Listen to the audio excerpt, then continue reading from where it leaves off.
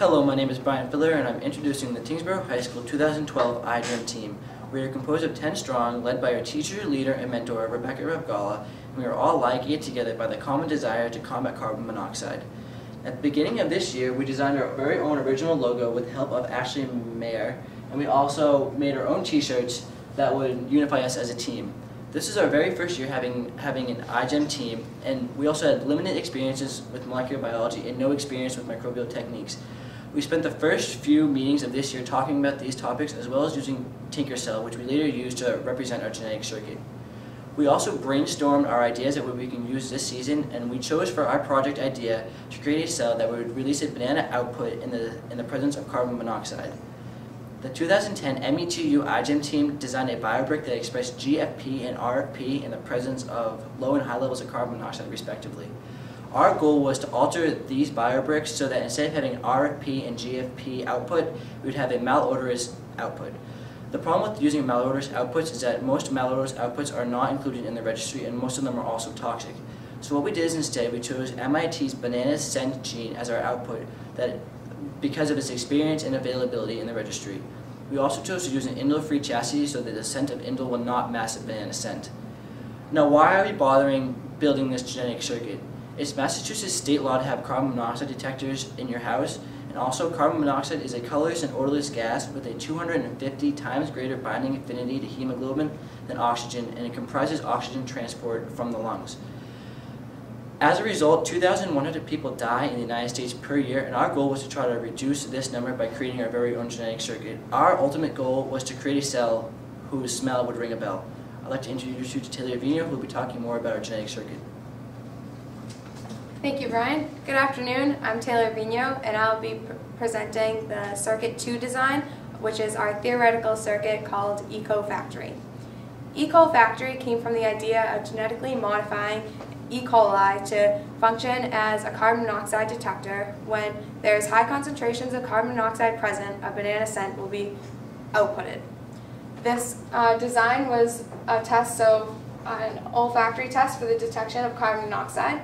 And we decided to use an indole-free E. coli chassis for our circuit. And we decided to use this because we didn't want the indole smell, which is naturally produced by the E. coli, to interfere with the banana smell released in our circuit. Therefore, we're using this indole-free E. coli chassis to use a double transformation of two plasmids in our design of our circuit.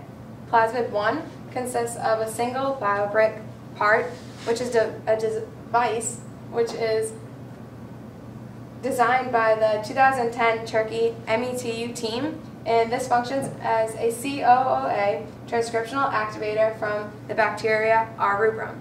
R. rubrum is a bacteria that naturally metabolizes carbon monoxide, so therefore this part is going to be always producing the COA protein and will be able to bind carbon monoxide to this protein in our circuit.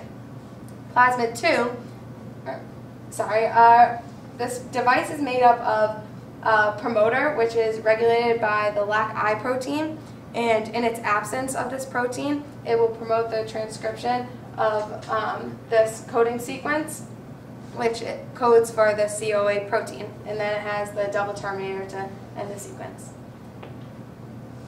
In our E. coli chassis, our LAC-I protein will be absent, so we'll always be producing the COA protein in our cell.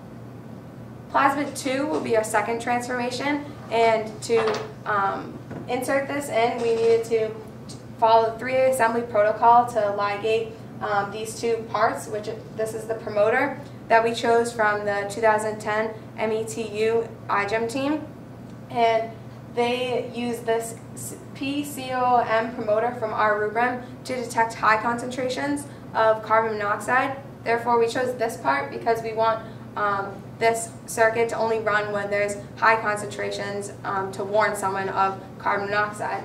And then we'd be ligating this to the banana odor enzyme generator, which was designed by the 2006 MIT iGEM team, and to produce our banana smell. And this promoter has chloroamp phenol resistance, and the banana odor enzyme generator has ampicillin resistance. So to follow the 3A assembly protocol, we would propose to use a kanamycin backbone for our third plasmid to ligate these two parts together. The promoter is the regulator, which would be binding to the banana odor enzyme generator. So in our cell, the CoA and the carbon monoxide will start the promotion for our circuit, and it'll be ligated to this part, which has the RBS and the coding sequence for the ATF1 gene, which is the enzyme that catalyzes the conversion of isoamyl alcohol to isoamyl acetate, and that is the banana smell.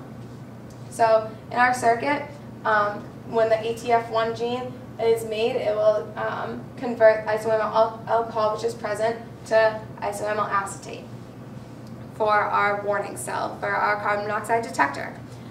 Unfortunately, we weren't able to test or come up with any results for this circuit design because one of our parts was not present, this one, and it wasn't in the registry available to us, and also with our lack of lab facilities, we weren't able to use carbon monoxide, so we weren't able to test this circuit. But we came up with a proof of concept and an alternate circuit design which does not use carbon monoxide to test the functionality of this circuit design. And now I'd like to introduce Madison Vigneault, who will be presenting Circuit 1, which is our proof of concept design. Thank you. Thank you, Taylor. Hi, I'm Maddie, and I'd like to explain the experimental circuit design. This circuit is composed of two separate plasmids, and the function of it is to safely test the design of the theoretical circuit without using carbon monoxide. In our circuit, we're using an indole-free chassis, and this is so the indole smell naturally produced by bacteria is not masking the banana odor generated by our circuit. The first plasmid being inserted into our circuit is the TET-R generator, which is made up of the constitutive promoter and the coding sequence for TET-R. The promoter is always on, so the TET-R protein is always being produced. Here you can see our first Tinker cell picture with the first plasmid always making the TET-R protein. The banana odor generator is the next plasmid being inserted into the circuit, and this is responsible for catalyzing the reaction of isoamyl alcohol to isoamyl acetate. This part is made up of the TET-R repressible promoter and the ATF1 generator. The TET-R protein is allosterically regulated by doxycycline, so when doxycycline is present, it binds to that, releasing it from the promoter and allowing for the transcription of the open reading frame downstream. In this case, it's the ATF1 generator, so the enzyme alcohol acetyltransferase 1 will be produced. This enzyme is responsible for catalyzing the reaction to make our banana scent. Here you can see our next Tinker cell picture with the second plasmid making the ATF1 gene. As you can see, doxycycline is the input, and it is acting like the carbon monoxide would in the theoretical circuit, as the TET-R protein is acting like the CoA from our theoretical circuit. Here's our final Tinker cell picture, where the isoamyl alcohol and the ATF1 enzyme is making the banana scent. Our protocol for this lab was adopted from the BioBuilder E-Chromai lab, and we chose to make our protocol have a double plasmid insertion, but not ligating any parts together. We weren't 100% sure the efficiency of our protocol, so we wanted to test it using PUC19, which is a commonly used cloning vector in E. coli that has an ampicillin selective marker. Our goal was to successfully transform PUC19 into indole-free cells on LB plates with ampicillin. Here, this plate shows our expected results with a plate covered in LB and ampicillin. This side would have a sample with transformed PUC19, and this side is transformed with no DNA. We would expect growth on this side because it has the plasmid with the ampicillin resistance, but because these cells have no ampicillin resistance, they would not grow. We performed the transformation twice, and we got the same results, and as you can see, DNA covers both sides of each plate on the PUC19 and no DNA side. We were not expecting this, so we decided to test further to see the error in our protocol. We decided to investigate our ampicillin concentration because that was the most logical issue with our protocol. We took many different plates with LB and ampicillin, and we used different concentrations of ampicillin from the same stock solution. And finally, we were able to get no growth by streaking indole-free cells with chloramphenicol resistance by using 10 milliliter ampicillin for 100 milliliters of agar, with ampicillin being from a stock solution that's 1,000 times concentrated. From there, we decided to start the transformation, the first transformation for building our circuit 1, and we just took the TET-R generator and transformed that into the indole-free chassis. As you can see, we were able to get some growth up here in the corner. Our next step would be to take those cells transformed and put them into the banana odor generator, but that was not successful. So to date, our results are inconclusive. And because we were only